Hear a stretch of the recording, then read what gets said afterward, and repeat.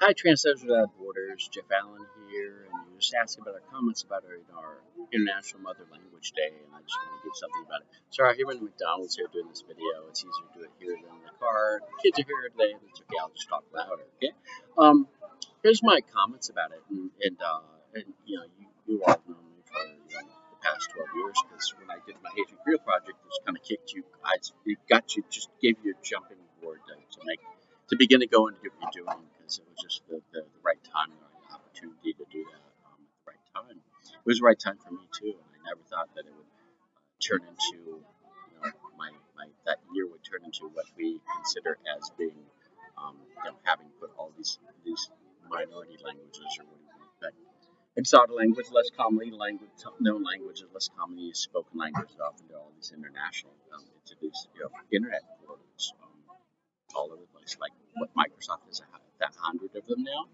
Um, so my perspective on it is, people ask me what I do, um, and I just say that what's my audience, and when I'm doing things here, and I say my audience. A lot of people have niche audiences. They have very specific things they do, and I just say, look, there are 8 billion people on this planet that are speaking 7,000 languages every day, and for the quasi majority of those people, spoken language is all they've got.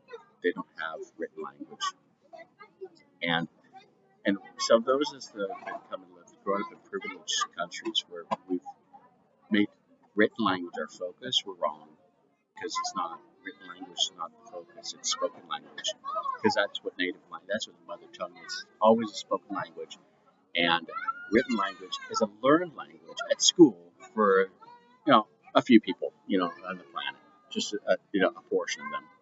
But but but spoken language is what is the mother tongue of every single person on this planet, and that's why I try to focus on working with those, trying to connect with those 8 billion people to get their perspective, what they want to have for all these automatic translation systems, so we can provide a better user experience for them and their language, so they can continue to speak it and communicate with other people without having to always learn a written language, acquire a learning language, or learn a written language, which is not something always natural for those 8 billion people.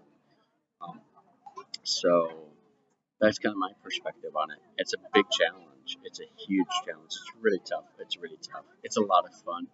I'm glad to be able to do it, and to help you enable you to do what you're doing to be able to provide these kinds of services to all these people that need it in crisis mode, usually for all kinds of hurricanes and tsunamis and volcanoes and floods and all kinds of and all kinds of medical disasters and all these things. That's always across spoken language, usually to start with, that we do the communication the fast. Written language, is for those who can read. Spoken language is just it just reaches every single person. So that's kind of my focus on it and my thoughts on it. Thanks.